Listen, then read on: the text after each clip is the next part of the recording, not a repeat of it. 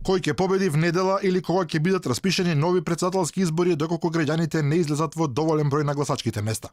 Во последните часови пред решавачкиот втор круг, позициите на сите политички партии се јасни. Се знае кој на кого му дава поддршка и истовремено сите релевантни чинители повикуваат на масовно за да се постигне фамозниот цензус од 40%, односно на гласање да излезат минимум 723.253 гласачи. Јавна поддршка после сите контроверзи искаже исламската верска заедница, што е малку чудно со оглед на фактот дека Македонија е секуларна држава, во која религиозните фактори не би требало да се занимаваат со политички теми. Сепак, доколку во вториот круг не биде обезбеден потребниот број гласови, се повторува целата изборна постапка. Со оглед дека досега ова не се случило, во јавноста главно се зборува за три сценарија: да се распишат нови избори, да се смени уставот за намалување на цензусот или пак за избор на претседател во собранието. Во секој случај до изборот на нов претседател функцијата ќе извршува спикерот на собранието Талат Џафери, бидејќи по завршувањето на мандатот Ѓорги Иванов никако не може да ја продолжи функцијата.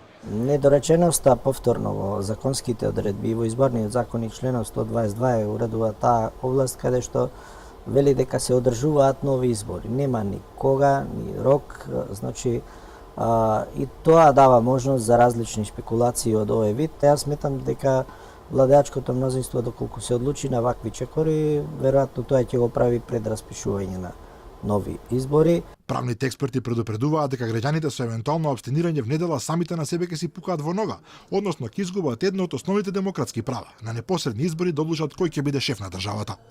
Ако вие со вашата апатичност придонесувате кон дедемократизација, односно една демократска институција која се бирала на непосредни тајни избори, вие за век и веков се одрекувате во иднина повторно да ја бирате таа институција. И сега тоа е малце контрадикторно, значи вие сепак легитимитетот претседателот му е поголем кога го црпи директно од народот и кога на пример на негово конто ќе дојдат пола милион гласови, тој има легитимитет исто како собранието, кое што е или како владеачката коалиција. Евентуалната промена на уставот од своја страна е долг процес. Прво треба да се одреди потребата од промена на уставот, па потоа да се оди на одлука за нацрт амандман, по определување оваа одлука да се донесе и конечно да се обезбеди двотретинско мнозинство. Во врска со одржувањето на нови избори, ако овие пропаднат, уставните експерти велат дека тие мора да се распишат во рок од 40 дена. Спикерот Џафери пак не се повикува на уставот туку на изборниот законник, цитирајќи го делот каде пишува дека од денот на распишувањето на изборите до денот на одржувањето на изборите не може да поминат повеќе од 90 ниту помалку од 70 дена.